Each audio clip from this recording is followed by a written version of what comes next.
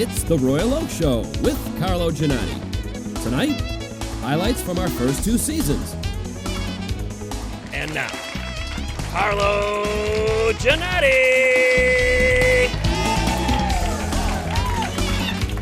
All right, that's enough. That's enough. Thank you all for coming tonight. This is our 15th show, Andy. Did you realize that? 15 shows seems like at least only, well, maybe 14. But Seems like just yesterday that we started down this road together. Well, we have a great show for you tonight, but before we get into that, Andy, has anything important happened, critical happened in the news today? Geez, let's think about I know this. it's Easter, day after Easter, we had that snowstorm. Something with the mayor of Detroit, some problems there, facing charges. And something else, isn't it? It's not pleasant for him. But I think what most Royal Oak Show viewers want to know, and I speak for all of them when I ask, if Carlo Ginotti may be ready to throw his hat in the ring to fill that power vacuum that may exist. No, I think I'm going to leave that for somebody much more qualified than myself. I like it right here in Royal Oak. I'll tell you, I don't make enough money doing what I do to be called a politician. So I'm a public servant.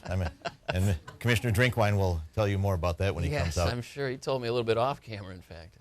Don't believe anything he says. Okay, all right. The problem with being a politician, though, is you spend half your career defending against the lies, and you spend the other half defending against the truth. So, sometimes that's kind of bad. Speaking of D.C., we've had some crazy things going on in the country. The Pope was in town. Pope was in town, yeah. Did you follow any of that, Andy? Said Mass at Yankee Stadium yesterday. How'd he do? Good. After that, he went 2 for 3 with a walk and an inside the park home run. That's what that staff is for, I think. Yeah, I had no idea he had those wheels. I mean, he's 80. It's pretty incredible. He's doing good. You guys got that run batted in. He's got a good average. Does this mic work? I don't know. We're kind of in a tight spot tonight because, as most of you know, the writers in Hollywood, they're on strike tonight. So Andy and I have to write our own material tonight. If we bomb, it's not our fault. Blame the unions out in California. But I did take the time today from my busy schedule to write down some material, and I'd like to kind of share it with you tonight. I hope before you do. we get into our guests. Absolutely. I mean, you heard about the 2 antennas that met on a roof, fell in love, and got married. The wedding wasn't much, but the reception was great. Hey, but I got to be careful. We've got a professional comedian tonight, so I don't want to upstage him. That's right. Well, You know about 2 cannibals that were eating a clown, and one turned to the other one and said, does this taste funny to you? Okay. Where's the applause you got a sign when you need million it? of those things. Yeah, pull that applause. And last but not least, I'm sure you've heard of Mahatma Gandhi, haven't you? You know who Mahatma Gandhi is. I remember it well, sure. He did a lot of walking without shoes on, so his feet became very calloused. And because of his diet, his teeth were kind of bad, and he had some bad breath. So he was known, and this is so bad it's a little good. He was known as the super calloused, fragile mystic hexed by halitosis. Did you know that? As you know, marriage is a great institution. It really is. It really is. A man is not complete until he meets a woman, and after that, he's finished. So you know that. Hey, now look out. But men aren't the easiest to get along with either. The other day, I went home to my wife and I said, "Honey, you've got your wedding ring on the wrong finger," and she said, "That's because I married the wrong man." Okay, boom, boom, boom. And finally, I can't leave without Andy. You've probably heard this. There was a woman who took out an ad in the personal ad section of the newspaper that's saying, "I need a husband." The next day, she was bombarded with replies. All said the same thing: "You can have mine." So, but from time to time, people they start to copy what you and I wear and the things that we say. In fact, I was driving around last night in 70 miles an hour wind, and trees were passing by, and we had this tornado, if you haven't heard, and saw a bunch of guys standing on the street with a hairdo just like yours. So I can do that because my hair does not move depending on 70-mile-an-hour wind. I saw Santa the other day, and being the lawyer, he asked me if I've been a good boy, and I asked him to define good. It's so cold out there, so cold, that people are turning into the Royal Oak City Commission just to get a little bit of hot air. That's cold. Now that's cold, that's cold. Wow.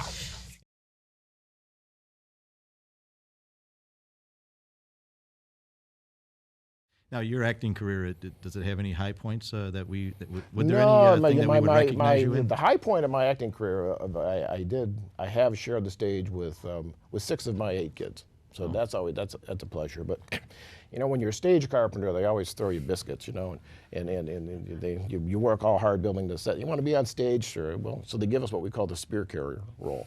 So we're the guys that stand in the back row and just got to stand there and look authoritative or whatever the role calls for. So I was a guard in Jesus Christ Superstar, and I was a Siam person in King and I, and I actually had a role where I actually had to memorize some lines, and that was in Golden Pond, and I guess I summarized that by saying, you know, as an actor, I'm a pretty good carpenter.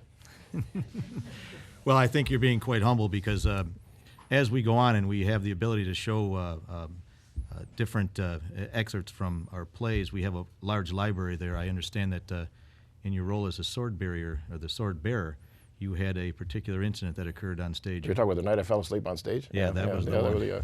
Yeah, we had a particularly long scene where we had to stand there and just, you know, the spirit carriers, we stand there just kind of look authoritative. We don't do anything. And, you know, it was late at night. It worked all day. And, you know, you cut yourself nodding off, and the guy next to me nudged me, woke me back up. And hopefully not too many of the audience saw it. But Set you up for a life in politics. yeah, Right? yeah. BD started in 1992, and it's a create-your-own stir-fry restaurant. And you know, for those who don't know, you go through a market area and pick out whatever meats and vegetables and sauces and spices you want and create your own stir-fry. And it's fresh and healthy, and it can be gluttonous too if you want to just go and, you know, eat all you can eat. So we have kind of the spectrum of products available. Myself, I went to Michigan State University, studied hospitality business and restaurant work there, and then got really fortunate and went overseas and found this concept, and then partnered up with a gentleman from London, England, who owned a Mongolian barbecue restaurant. And together we opened up our first restaurant in Royal Oak, and like I said, it's been 15 years now. So You know, that's hard to believe. 15 years. I remember you came to Royal Oak, and there really wasn't a whole bunch downtown, was there? well, that's a really good question. You know, a lot of people give us some credit for being pioneers, but I don't look at it as really being a pioneer. We were joining on a train that definitely was going the right direction. We got one of the last liquor licenses available at that particular point in time, which was crucial to our success.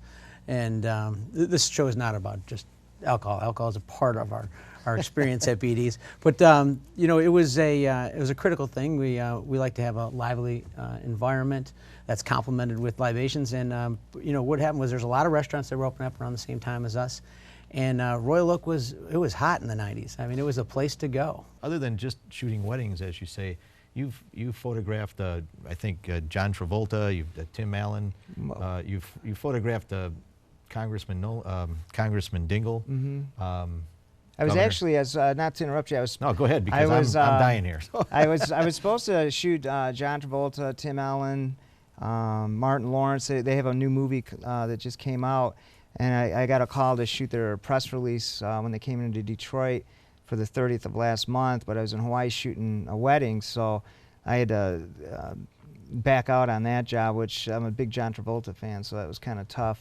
But you've also photographed Governor Blanchard. Blanchard, Granholm, Dingell, every newscaster from Chuck Gator to Bill Bonds, you know, every single one of those guys, yeah. Now, I mentioned earlier that maybe we can get another shot, this rather ominous-looking character here on the cover. Did you have to go to New York, southern New York, to find this guy? No, there's no. Is this Tony Soprano here, or could you? No SAG actors there. That's actually my dad. It's your dad.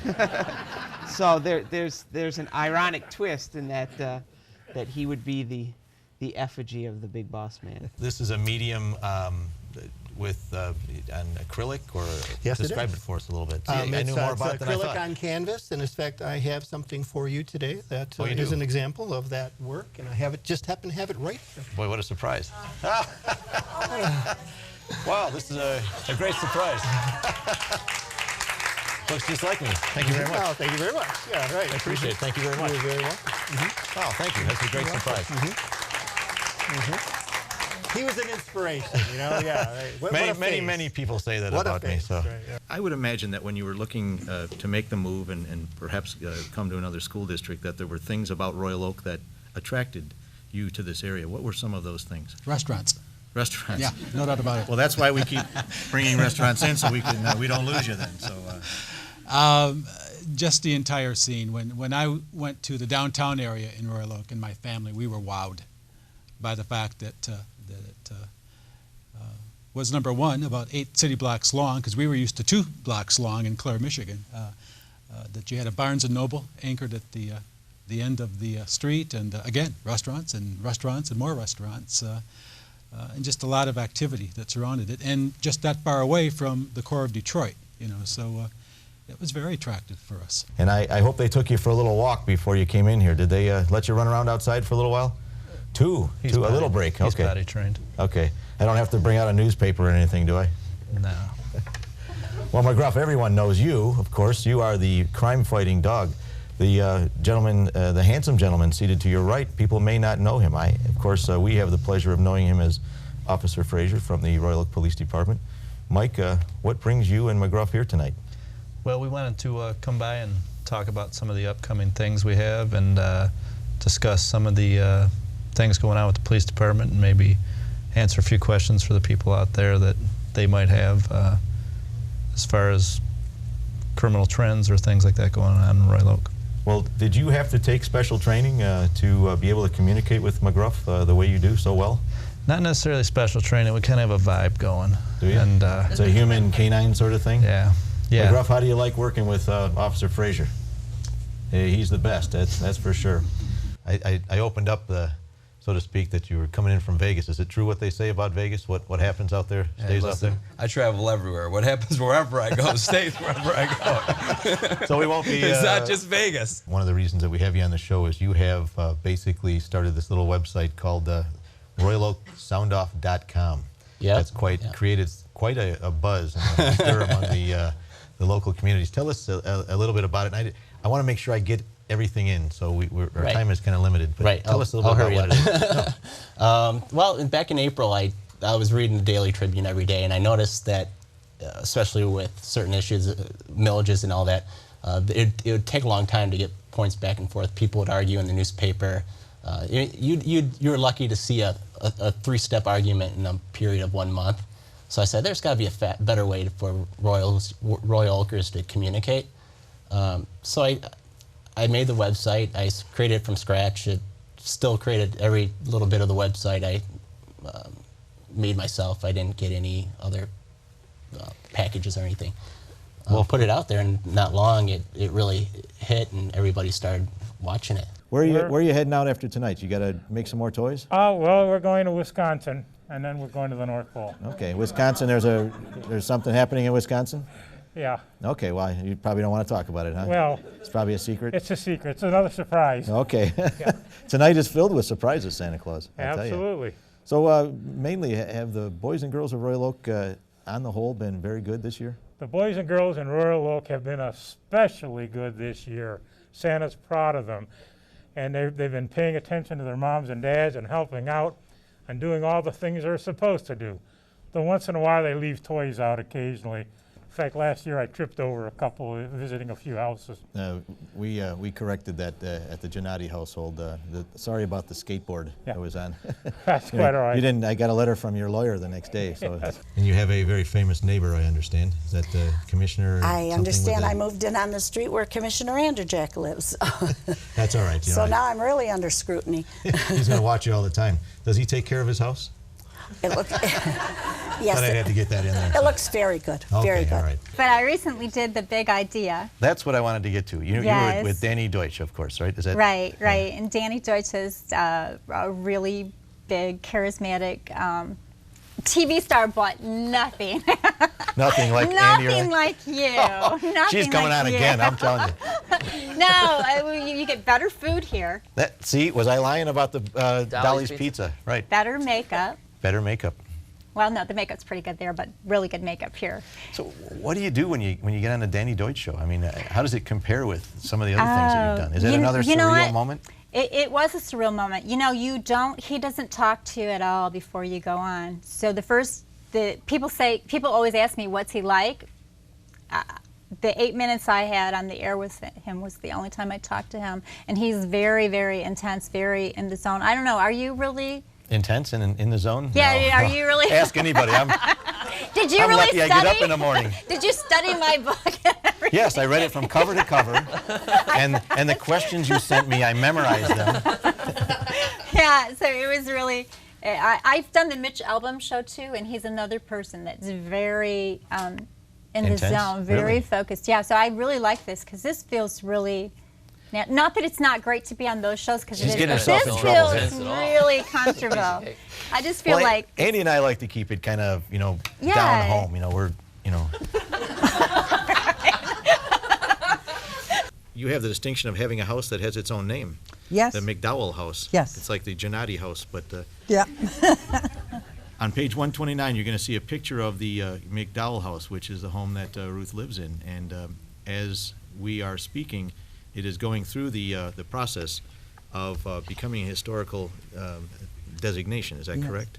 All right. Yes. And that's going to happen soon, we hope. Yes. Now, Ruth, again, the contributors in this book, there were several others, and would you mind if I mentioned the other? Please. This book was put together by Barbara Randall, who is, I believe, in our audience today, Owen Perkins, Karen Crawford, yourself, Lois Lance, and Mr. William Sullivan, of course, of the Sullivan family. And you told me that before I came on the show that the only way that you would come on the show is if I bought one of your books, and I've been planning to buy one for a very long time.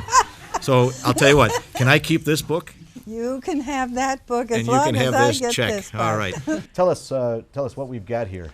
Well, we have an amazing assortment of wedding cakes.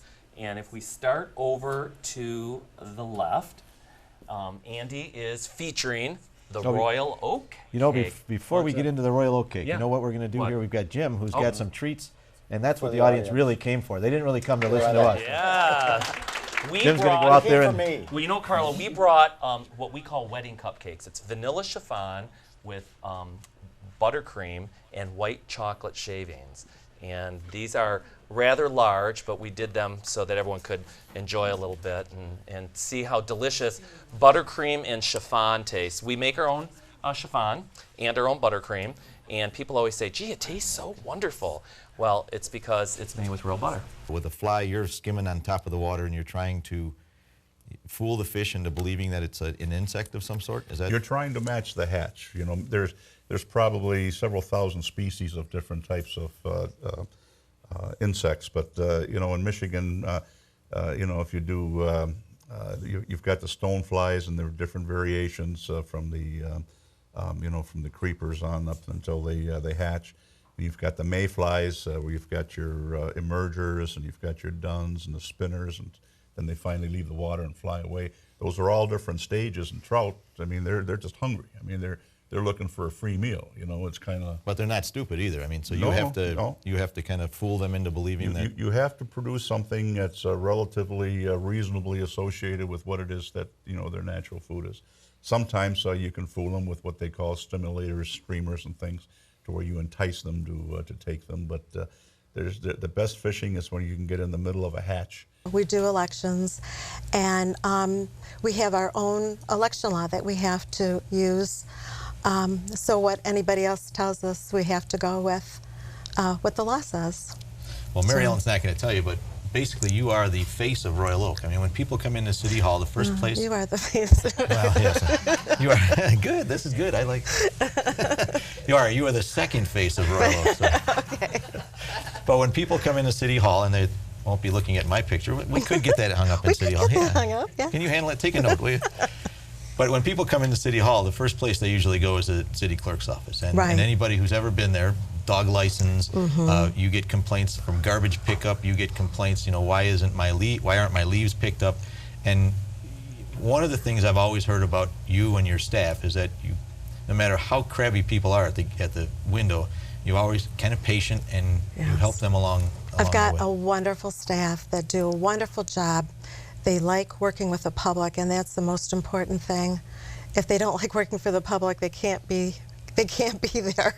They'd be very unhappy. I do. I have two boys. Oh, actually, they're men now. They're men. But they're always boys to their mom. Yeah, that's aren't they? right. Yes. And your husband's in the... My husband is in the audience, and he took the photograph behind us. You're stealing my thunder. Oh, sorry. Of course, your husband, we're referring to Dennis. That's right. Elliott. And he's responsible for this beautiful backdrop here. Yes. So, I mean, you guys, is there anything you don't do? We have a lot of fun in Royal Oak. We've, like I said, we've met so many wonderful, wonderful people that have been good to us, too.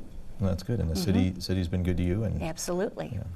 The Emmy Awards here in Michigan. Correct. I'm the current president of the chapter, the NATIS chapter, which is the National Association of Television Arts and Sciences, better known as the Emmy people, and I'm the president of the Michigan chapter.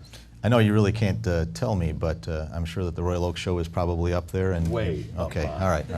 I don't want to ruin the surprise, but I'll wait for the envelope to be that. Greg Walter's not won enough Emmys. That's what I think. Greg and I have already got our tuxedo fitted. June We only have one 16th tuxedo though. June so. 16th at the Gem Theater. Come on down. Okay, and what's that going to entail? What's that? It's a black tie event. It's a strolling dinner. We have a great number of presenters from around the state. I, of course, will kick off the show as the president. I've got Miss Michigan USA, who's actually from Troy, local girl. Does she ever ask about me? Communications all the time. Okay. Communications major at MSU, so we're thrilled to have her in. And then a week later, she's at Donald Trump's big show for the Miss USA pageant. So we get her the week before the show. So. Well, it never ceases to amaze me, and you're down home Royal Oak boy. Yep. And these are the things that this show is all about. But she as well as my grandfather were always involved in community, and my grandfather was from lived in a town called Monroe, Michigan, just south of here. I've heard of it. Yes. And he was a Kiwanis member and very active in the community. And as a kid growing up in the city, one of my favorite things was in the summer we'd go live with my grandfather for a week. So here as a city kid would get this small town experience, and I loved the fact that my grandfather would walk through town and wave at everybody, and he would know everybody. And he wasn't a great driver, so sometimes the waves weren't very friendly, but and they weren't all the fingers involved either. But he had a great attitude. He didn't even know what that meant when they gave him one finger. So he waved back anyway. He waved back with anyway. the same finger. And sometimes. People who volunteer typically love animals. It's a passion with them. There is no substitute for having an animal, having a cat purr when you pet it. It just does the soul good. Or for a dog that rubs against you or licks your hand or gives you a big hug. Those are all things that are very rewarding. And when we adopt an animal into a great home and we get follow-up reports on that, there's just no better feeling in this whole world. Scott, tell us what your project was. Well, whenever anybody ever asks what I did, I always like to say that I hand-carved toys for kids dying of cancer. And that's kind of the official title, but in reality I kind of built toys and bought toys for kids at Beaumont Hospital and donated, and I also kind of finished and painted a table, so because like they just rebuilt the peds ward, and so they don't have a lot of stuff in it. It's pretty barren, you know, they're just trying to fill her up, and that's what I helped do. Oh, and did you find that? I mean, what did you take from that? The preparation, I mean, you know, the amount of work before the actual project, because I mean the project, you know. Did you actually get to meet the kids and everything else? And yep, did you find it? Was it interesting to see the looks on their faces? To work, yeah, it was a great feeling, you know. You also, I mean, I did a little research on you. The last 6 years that I've known you, you have you graduated from, what's the name of that school again? University of Florida. Aren't they doing something tonight? Yeah, Is there kind of baseball game or something? That's starting a little bit here. The basketball game tonight, and as I alluded to, when I went to the University of Florida, and the reason it's sort of a big thing for us graduates now, if you went to school during the 70s and early 80s at the University of Florida, it was sort of like being a Lions fan. You know, that bad, huh? It was that bad. It was that bad. I think my junior year we were 0-10-1 in football and 5-22 in basketball. So you know we couldn't even spell SEC if you spotted us the S. And so who do you have on the game tonight? You don't have any money on. No, not at all. Not at all. You never bet with your heart. That's a good way to be separated from your money. The most rewarding thing we do in the court is when a kid will come back who I've had on probation for some kind of an offense and say to me, "Judge, thank you." That's got to make your day. It does. You know, because I've seen a lot of gross things in the courtroom. Right. You know, I've had Kevorkian a few times. That's true. You were the center of national attention for quite a while. I'm the one who taped the guy's mouth shut. Yeah, I remember that now. And that was on That's true. CNN. The people don't know that. That was he was a criminal. He shot a police officer, and he wouldn't shut up in the courtroom. So you had him as a taped. result, I had two big officers and a detective, Andy Moreland, and they racked him up with duct tape. And you know what? It's funny. He didn't say a word.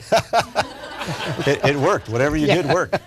I have to admit, I mean, you guys started in 2002, and you've been probably all over the country, and you've performed at places. Give me an example of where you performed. We played in New York City a couple of times. We played in Cleveland, Chicago. We played in St. Paul in front of 2,000 people at a roller derby bout. Yeah, Toronto. We were on the Greg Behrendt show in Los Angeles. Anything like this show? Was it? Oh, this is way more high class. Do we pick our guests the right way or what? This is way more attractive on this show. Now let's hear more about that. You're tall. Bring this around. You're taller, thinner. I'll just stay behind this desk if you don't mind. This cover, other than the pink Cadillac, has a little bit of local connection, doesn't it? Ooh, where's my local connection? Well, I think this model here, the makeup was done by the very same person that does my makeup. No. And mine. And yours and all the other She wouldn't let me guests. have a drink of water after she put my lipstick on. I kind of hated that, but. Yeah, I'm wearing lipstick too. No. I don't know how you guys do that. All right, but enough about me. But Gista does a lot of our makeup, and she works on your show. So we style models when we set up the entire photo shoot. She helps us with our Bride magazine, Our Detroit, and she was on the site of that shoot. And she also, there's a picture in here, and again, Greg's going to yell at me for not being more prepared, but this is Gista's work right here, and this is also obviously a very beautiful picture, a very beautiful spread here. She's great to work with. We've been working with Gista for maybe 4 years now. They've taken care of me and my family. I think I had cancer a couple of years ago, and the people from the fire department, they just pulled together, and helped me out, helped my family out. And they run as hard as they can to get to people that they don't even know their names. So you can just imagine what they did for me and my family when they work with me every day. They just did everything in the world that they possibly could for me. Every Sunday I'd get a call from some other person at the fire department asking, what do you need? Where can we go? What can we do with you? They stayed by with my wife in the hospital and made sure that I was, fine, and anything that she needed, they'd help take care of her. And the people from Beaumont did the same thing. They all stood by me and got me with the best doctors, the best care at Beaumont. And if it wasn't for that, I don't know if I'd be sitting here right now, to be honest with you. So it's just a good thing all the way around. I get yelled at all the time for using words like adieu and Latin term, but that's kind of the stuff we talk about. Wherefore and art thou. Art thou. Well, that's sort of Shakespearean, really. I mean, the law and Shakespeare sort of have the same basis in Latin language. This is true, and much of what we do is based in theatrics. That's true. That's true. I mean, look at you. You're a lawyer, and now you're a TV star. Go on, not TV star. Am I right about that? I wouldn't say a TV star, but well, okay. Yeah, okay. You're right. He is. Yeah. And I'm a lawyer, and for fun, I decided to start a theater company here in Royal Oak. So it's sort of like putting on a show during the day in courtrooms and in the summertime in the park. I know both of you are so involved with the community. You must see the good and the bad.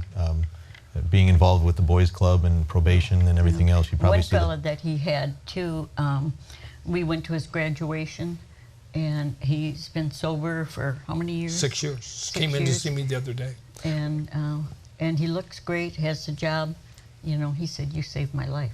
Well, that's got to be something when you see somebody who is so troubled and maybe other people have forgotten about him or her, and several years later because of your intervention, you're going to his graduation or his wedding. That's got to be rewarding for both of you. It's great. It's, as I said, I'm still trying to help you, Carlo. Someday maybe I can. Beyond no, hope, I'm just kidding. I'm just kidding. Hey, I'm still a young guy. There's still hope for me. Compared to me, yes. Tell me a little bit about Greg Baltiff and how you got to be Mr. Positive. How'd that name come to be? Well, about 25 years ago, I was listening to a radio station, 96.3, and at the time, it was Power 96 FM. And because of what I experienced through life, I had realized that the person who was on the air was hitting hundreds of thousands of people. Kind of like the Royal Oak Show. Yes, yes. And I wanted so desperately to be a part of it. So I called him up at 1 o'clock in the morning. His name was Sonny Joe Harris. And I said, "You're hitting 800,000 to 1 million people at your time, in your time slot." And I said, "Can I say something?" And the very first thing I ever said was, "Like a starving wolf, you'd rather die than admit defeat. Rage, rage against the dying of your dreams. Remember, in order to do the impossible, you must see the invisible. And lastly, it's Friday night. Let the games begin.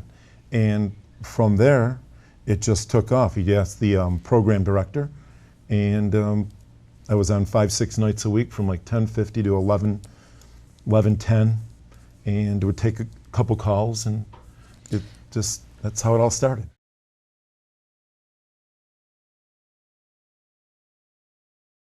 Ross, and a little bit of word right now from Mr. Positive. Thank you very much. In a dream you see it, deep in the abyss, where reality's hidden, there's a deep chill in the mist. You can see it surge, bright lights and a spark. But is it the dream lord that has it? Is it your outline in the dark? As you struggle with your dream, the dream that is deep within, remember, warriors, that dark shadow is you, so let your dream begin. When you look into the mirror, what do you see? A vision of all that your future can be. A chance to be famous, a chance to be rich. If fate takes your side, you'll fulfill every wish. But look very close at the reflection within. It's all up to you. So let your future begin. The clock is ticking, the countdown's begun. It's time at last for spring to be sprung. Don't wait one more second, don't put off today what you've promised to do and to say. You call it a reason, I say an excuse. You and your conscience should just call it a truce. Work towards your future, including today. Make a positive promise that begins on this day. Help our brothers and sisters, some ain't feeling right.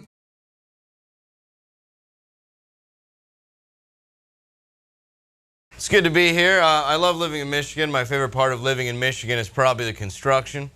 I love those signs, $7,500 fine if you kill or injure a worker. I'm saving up. If you guys want to get a pool together, we can rent a bus, take some people out. You want to do it? Start an army. It's nice we have Halloween coming up. That was an exciting holiday for me when I was a kid. We were poor, so I used to have to wear a garbage bag and go as a raisin. What are you supposed to be? White trash? You loved it. Love it. My wife's a great lady. She is. She's a great woman, and she loves to go dancing. So last week we all dressed up and we went out clubbing. You know, like the young kids do. We were clubbing at Sam's. I don't know why you're laughing. That club's for members only. All right. I know how to treat a woman. Yeah. No, she's a great lady. She really is. And she even said she wanted to keep the spice going in our 18-year marriage. And she went out and got one of these sexy French maid outfits. And she teases me when she feather dusts. But I always play hard to get because it's the only time she cleans. I was watching cartoons with my kids the other day, and everything's different now because we were raised on good cartoons like Scooby-Doo, Bugs Bunny, Fred Flintstone. What in the world is a SpongeBob SquarePants? I know you're supposed to just say no, but what kind of drugs do you have to smoke to come up with a talking sponge? You could put Bob Marley, Cheech and Chong in a room for a weekend and still not come up with a talking sponge. I'm a comedian. I know it's funny. My mom worries about me being a comedian. She worries about people I have to deal with in the industry, club bookers, club owners. There was a guy, Saginaw, Michigan. He owned a comedy club. I'd never met him face to face, but I wanted to work in his club. I'm talking to him on the phone. He says, well, Chrissy, what kind of humor do you do? I don't know. I tell a few fat jokes. He says, really? Are you fat? As a matter of fact, yes, sir, I am. He says, wow, you don't sound fat. I actually looked at the phone. I'm thinking, now what does fat sound like? Moo. But I've had the boring jobs in the past. I think the most boring job I ever had by far was head of security at Everything's a Dollar. Wow, that's a long day at the office there. I was only allowed to carry weapons picked from store inventory. It's kind of dangerous there. I took it serious, though. I was like, oh. Yeah. I felt like an idiot in the dollar store with the security outfit on. I mean, you have to steal the whole store to get a felony. Never made it past that level of law enforcement. I always thought I could be in the cop thing. My dad was a Macomb County sheriff for years. But I don't want to take the first aid classes to save the lives of the killers I'm watching. It makes no sense. Like, if, for example, we'll even save Bin Laden's life if we ever catch him. They'll do it over at Gitmo down in Cuba. He'll be choking on the prison floor. They'll rush to his aid, give him some kind of first aid. I say take your first crack, like emergency tracheotomy. Oh my God, Ben's not breathing. What should we do? I don't know. Poke his neck with a pencil. It's not working. The hole is just sucking in his beard. And it's funny about hate crimes, though, you know, because recently we've been seeing all these nooses showing up all around the United States. And it's kind of scary, because I'm going to tell you folks right now, nooses do scare black people. They do, okay? They do. But I was always trying to figure out what symbol would scare, you know, other people as much as nooses scare, you know, black people. I don't know. Adjustable rate mortgages? Yeah, probably. Yeah, probably. Yeah. But like he said, though, I am world's funniest cop because I'm a police officer by day, comic by night. Have you guys ever met a cop with a sense of humor? No, that's about as rare as a crackhead with a credit card, isn't it, huh? A cop with a sense of humor is crazy talk. Oftentimes when I tell people that I'm a cop and a comic, they look at me confused, much like the Amish at Best Buy. Think about it, okay? But no, I am. I've been a police officer about 15 years, and I'm with the Michigan State Police. You never believe where they sent me to for my very first assignment. Now, you would think that they would send me back to my community where I would have some type of impact. No, they sent me to Ionia, Michigan, okay? Yeah, that's like sending P. Diddy to Pawpaw, all right? Adopted a kitten recently, a Humane Society. I don't know if you've ever done that, but you can't just go there, grab a kitten, and run. They put you through a strict adoption process because they want to make damn sure that putting this kitten in my care is a better option than their 7-day death sentence. And they take it real seriously, too. The woman looks at me and says, "Sir, kittens can live to be 18 years of age. Are you prepared for that type of commitment?" And I said, "Ma'am, my mother-in-law is allergic to cats. It's welcome to live as long as it wants." But I have fun on my job being a comedian. One of the big reasons why I became a comedian is because as a comic, I don't know if you know or not, you can drink on the job. Yeah. When I was on my way to Vegas not too long ago, I was hanging out in the airport lounge with another guy that drinks on the job, the pilot. But as a comedian, though, you can, you know, and it's often a lot of fun. But can you imagine what it would be like if I could drink on my day job, you know, as a police officer? Huh? Think about it. What kind of traffic stop would that be if it was a police officer that was drunk on the job? If it was me, I would be driving around all day long with the lights and siren on for no reason, you know, just driving around. Woo, woo, woo. Pull you over and be like, "Dude, you been drinking?" "Me too." "How much have you had?" "2 beers. You can do better than that. I've had 6. Come on back to patrol car and do a shot with a cop. Come on. Then I would have a keg in the trunk, you know. Yeah, internal affairs is not like that joke. Oh, no, I don't know. And you know, in alcohol, they've really raised the bar with alcohol. Now they have Jaeger bombs. Does anyone have ever heard? That is a ridiculous thing. They take Red Bull energy drink and alcohol and they put it together. What sadist came up with that? Who wants to have all the energy to do the things that you don't normally have the motor skills or inhibitions not to do? I mean, that is... Who thought that up? That is a terrible idea. And I came up with my own, because I'm very creative. I came up with my own, but it's the most dangerous drink in the world. It's one that I don't think should ever be made. But I'll give you the recipe because I'm irresponsible. It's Red Bull energy drink and tequila. Yeah, I call it Punch a Cop. You drink 5 or 6 of them, you probably won't get a hangover, but you might get bit by a police dog. So drink responsibly. I was very excited. They told me I was going to be performing for the troops, and I didn't realize it was Boy Scout Troop 629. But it is good to be here. I was almost late getting here because I was running behind, and I almost got a speeding ticket. But I had some Krispy Kreme donuts in the car, and I threw them out the window and distracted him, so that was cool. And I was actually late because I was coming from the doctor, and I'd just gotten a new insurance plan. And you know how you have to pick a doctor that participates in your plan? A girlfriend said, Chrissy, go see my doctor. He's great. He's young. He's handsome. He's single. He's got a sense of humor. I'm thinking, all right, I'll go. Wear my thong. Make a day of it. So, see, it's always nervous laughter from the studio audience. You don't think she really wears a thong, do you? So I go to the doctor, and I'm sitting in the examination room, and I've got my clothes off. And the doctor comes in, and he was good looking, very handsome. But he didn't say a whole lot. He just kind of did the examination. He finished up. He said, okay, you can put your clothes back on. And when you come to pick up your glasses, you... Apparently you don't need to be naked for an eye exam. But I'm glad I didn't get pulled over on the way from the doctor. Last time I got pulled over, I was in North Dakota, and I got pulled over by one of their state police, which means he was wearing the Smokey the Bear hat. Now, I have great respect for police officers, and I do love a man in uniform, but that hat, it just makes me giggle. He came walking up to the car. He says, ma'am, do you know why I pulled you over? And all I could think was, because you caught me stealing a picnic basket? Yeah, don't say that. They get really mad when you make fun of their hat. Hate Home Depot. Anybody else hate Home Depot? They lie. They're like Jared. They lie. They have pictures of men and women smiling, doing home repair together. This is total baloney. This is not how men and women do home repair together. Family Feud is how men and women do home repair together. It's like the game show. Give me the number one reason how husbands get stabbed in the throat. Survey says, let's redo the bathroom. And at my house, it always happens on a Sunday. She gets up early on a Sunday. She goes, I got a shelving unit. We're going to put up today as a family fun project. No, we're not. I'm a Lions fan, so my God, get right to watch those guys get their butts kicked on Sunday. Right, guys? Yeah. I ain't doing nothing. Right, guys? So I'm putting the shelving unit up. And I'm 8 hours into it because this always takes 8 hours because you argue, make up, and you tell her, well, I'm sorry, honey, you're really not like your mother. Ooh. And there's this voice in the back of the room. You familiar with that voice? It's like, best lady talk for your jerk and you're making me mad. So I go, she goes, I go, well, what's wrong, pumpkin? Because I call her pumpkin when I want to choke her.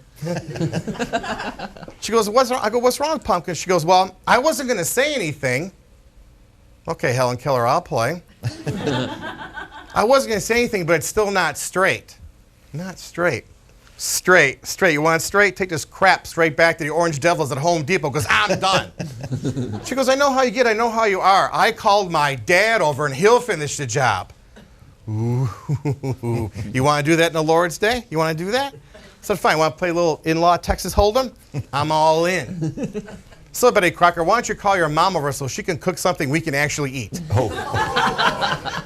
Yeah, last time out you burnt the Jell-O.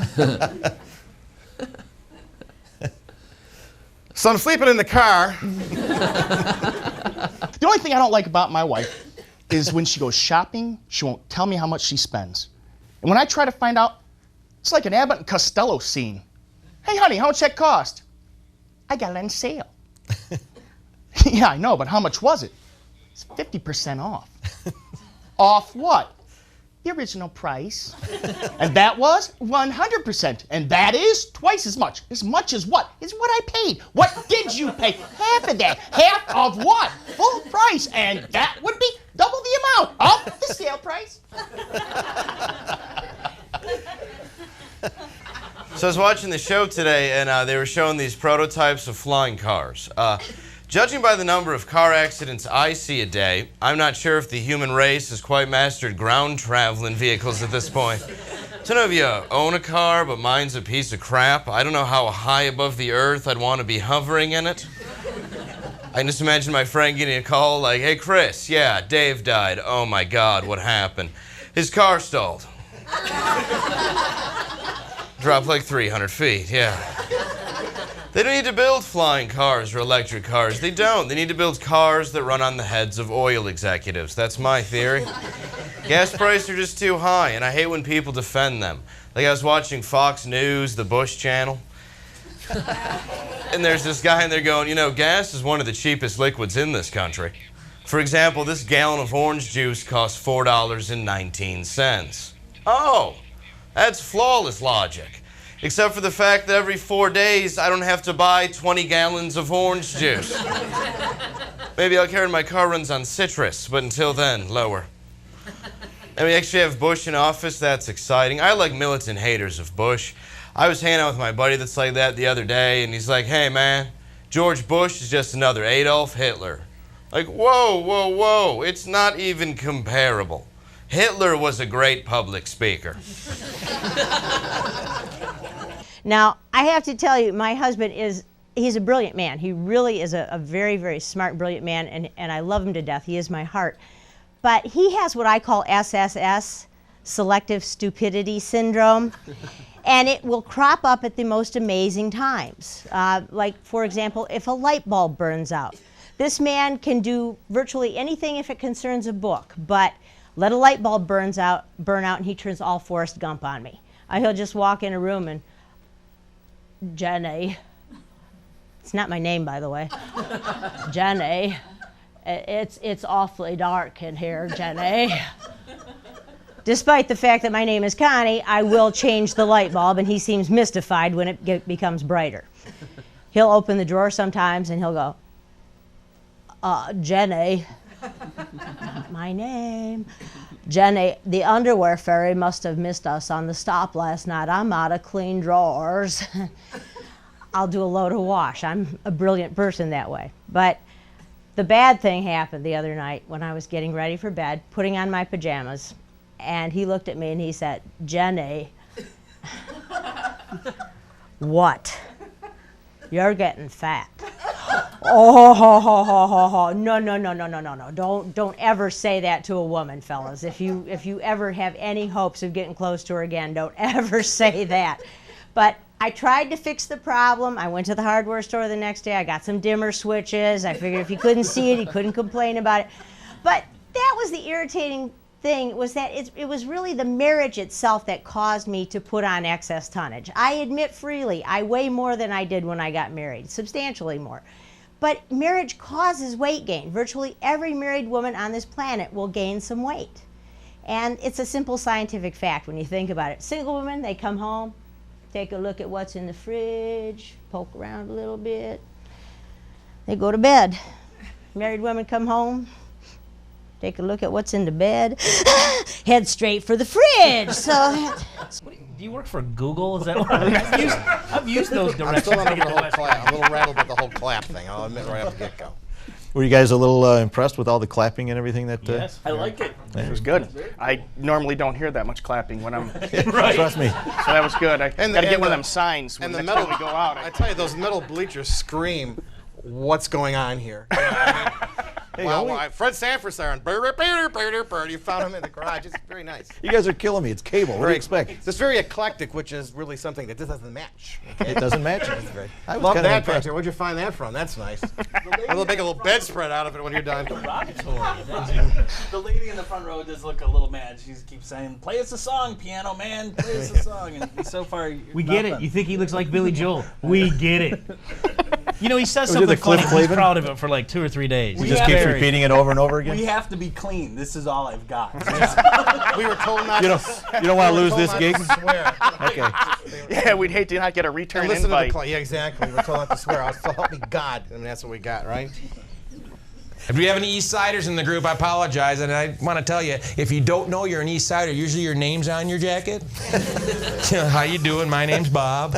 Wait a second. Wait, this is where I work.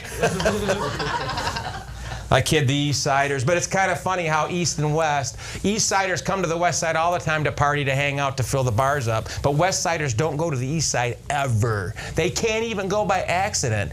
They'd be driving and not paying attention, driving east on 696. Their car will automatically go north on 75, west on Big Beaver Road to the safety of Somerset Collection.